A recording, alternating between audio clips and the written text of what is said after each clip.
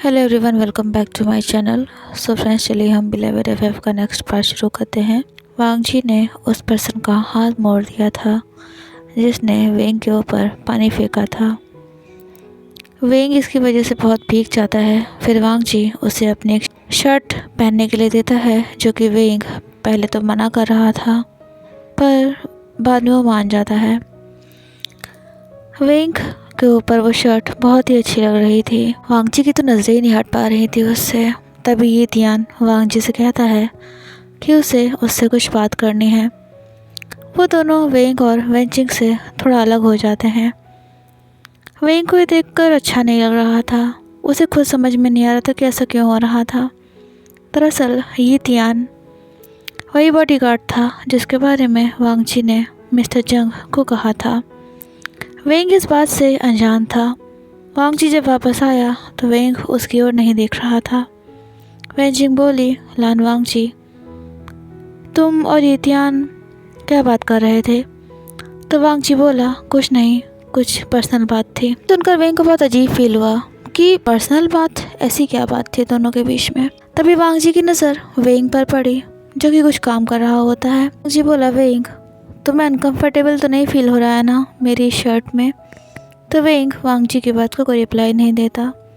वांग जी कुछ कहता तब तक वेंजिंग उसे बुला लेती है। वो वहाँ से चला जाता है। वेंग पीछे मुड़ता है और कहता है, वेंग, ये तुम्हें क्या हो रहा है? तुम्हें क्या मतलब है कि ये तियान और लान वांग जी आपस में क्या बात कर रहे थे?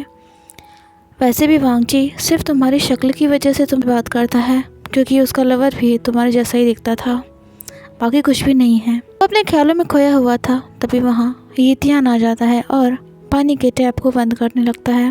वो कहता है, सीनियर, कितनी देर तक पानी बहता रहा है, आपने ध्यान भी नहीं दिया। कहाँ है आपका ध्यान? वेंग चौंक जाता है और कहता है, कुछ नहीं। वो कहता है, ये तियान, अगर मैं तुमसे एक बात पूछूं तो तुम्हें कोई प्रॉब्लम तो नहीं होगी ना? ये तियान कहता है, हाँ पूछिए ना आप। तो वेंग कहता है, तुम्हारा और वांग जी का क्या रिलेशन है? आई मीन तुम और वांग जी एक दूसरे को कैसे जानते हो? ये तियान नहीं सुनकर वेंग की ओर देखने लगता है।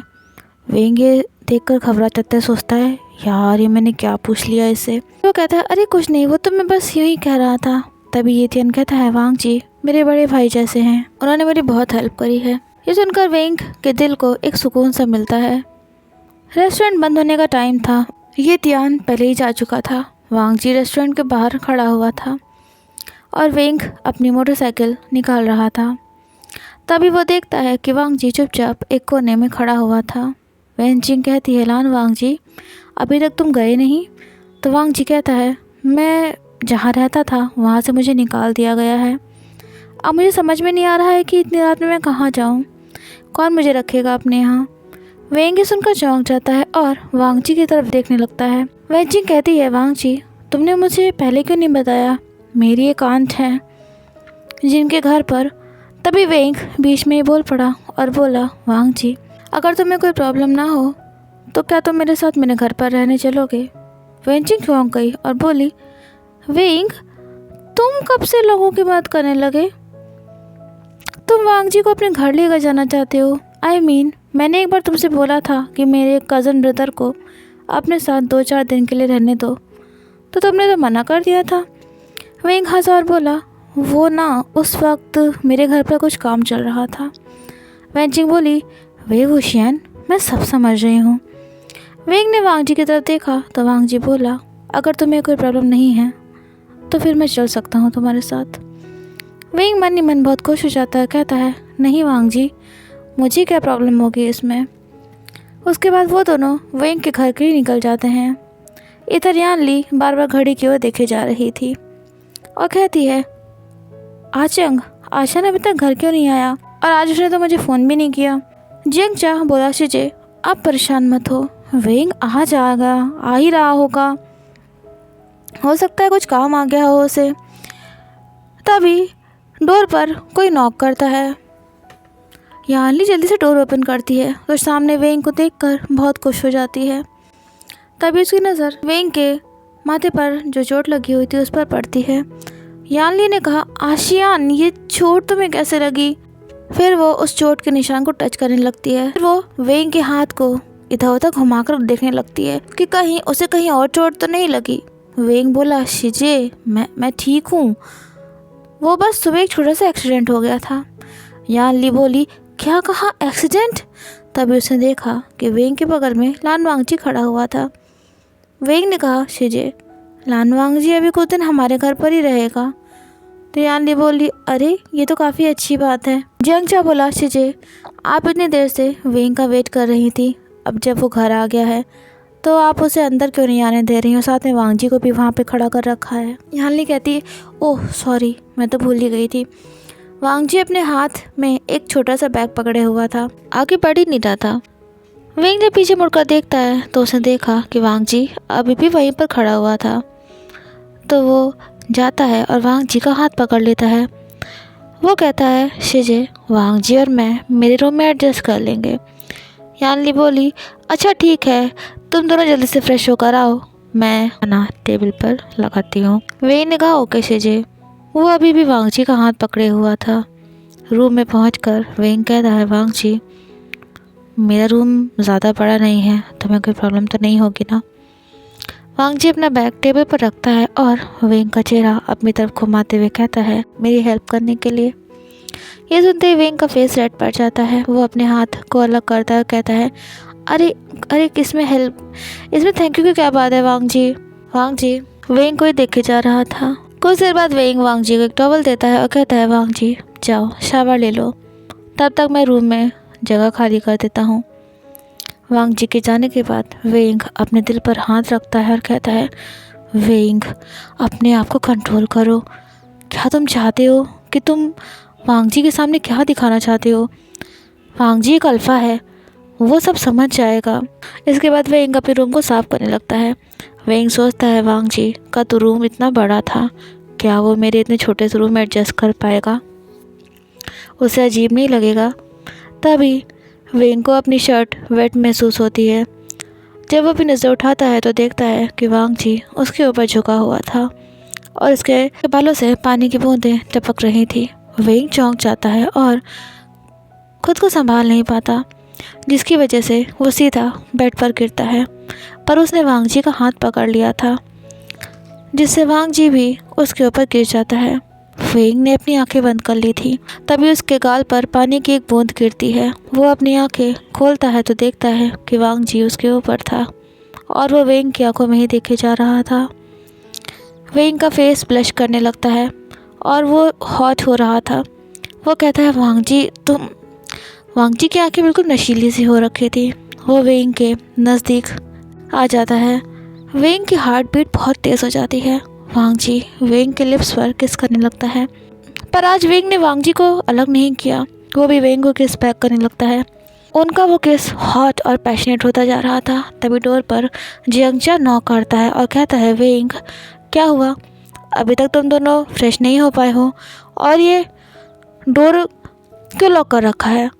उसकी आवाज़ सुनते ही वेंग हड़बड़ा जाता है और तुरंत वांगजी से अलग हो जाता है। वांगजी कहता है, सॉरी वेंग।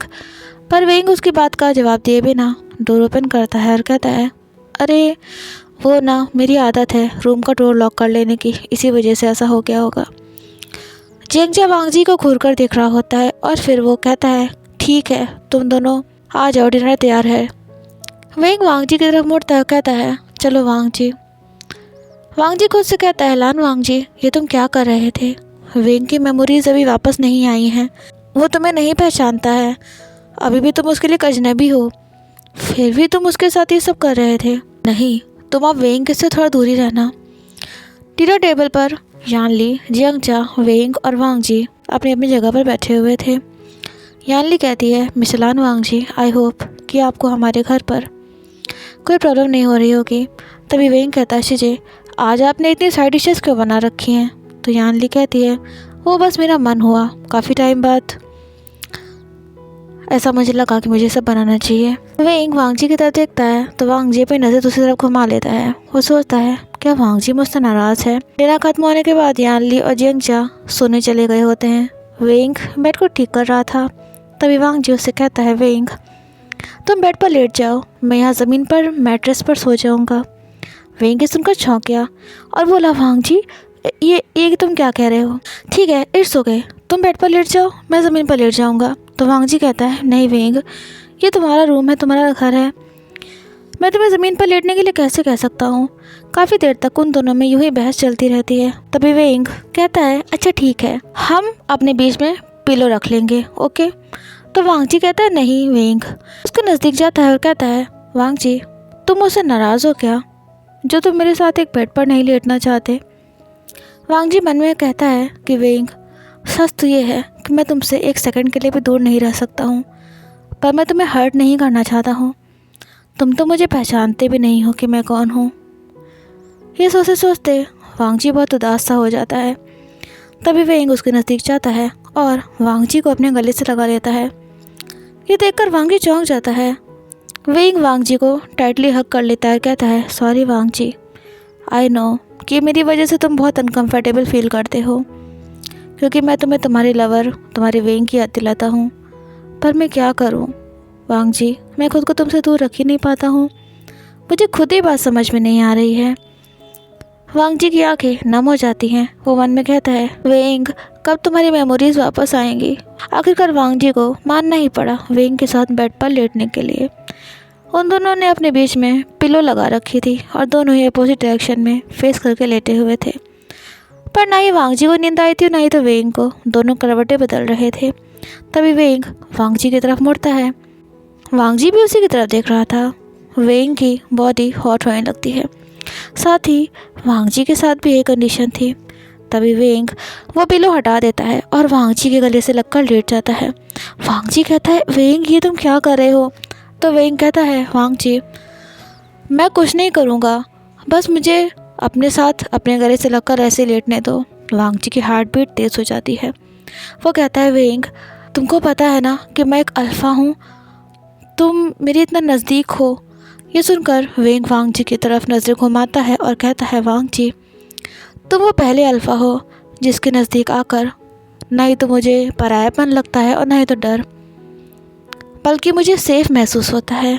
वांग जी कभी कभी तो मुझे अपनी आइडेंटिटी पर शक होने लगता है।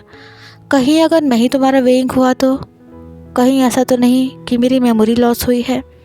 तभी वांग जी वेंग को अपनी बाहों में भर लेता है और कहता है, वेंग प्लीज़ कुछ मत बोलो, कुछ मत सोचो। ये सुनकर वेंग हल्का सा मुस्कुराता है। कुछ देर बाद उसे नींद आ जाती है। वांग जी फिर धीरे से उसे बेड पर लेटा देता है और वेंग के माथे पर एक किस करता है। वेंग गहरी नींद में था। वांग जी धीरे से बेड से उठता है और मिस्टर जंग को कॉल मिलाता है। वो कहता है, सॉरी मिस्टर जंग, इतनी रात में आपको कॉल करने के लिए, पर मैंने जो क्लिप आपको भेजी थी कि आपने उस पर्सन के बारे में पता किया? तो मिस्टर जंग बोले, जंग मास्टर मैंने पता कर लिया है, वो पर्सन ये शिवे इलेक्ट्रॉनिक्स के बॉस का बेटा है। वांग जी कहता है, मिस्टर जंग और भी जो डिटेल्स है आप मुझे बताइए। कॉल कट करने के बाद वांग जी धीरे से वेंग के पास बेड पर जाकर लेट जाता है और वेंग की तरफ देखते हुए कहता है, वेंग तुम्हें जो कोई भी हर्ट करेगा, जो भी तुम्हें नुकसान पहुंचाने की कोशिश करेगा, मैं उसे उससे ज़्यादा तकलीफ़ दूंगा। कोई तुम्हें हर्ट नहीं कर सकता है। ही अगर वांग जी वेंग को गले लगाकर बेड पर लेट जाता है। सो फ्रेंड्स, आज का पार्ट आपको कैसा लगा कमेंट करके ज़रूर बताना। वीडियो को लाइक शेयर करते हैं, चैनल को सब्सक्राइब कर लेना। तो फिर मिलते हैं न्यू वीडियो के साथ। Till then take care and bye bye.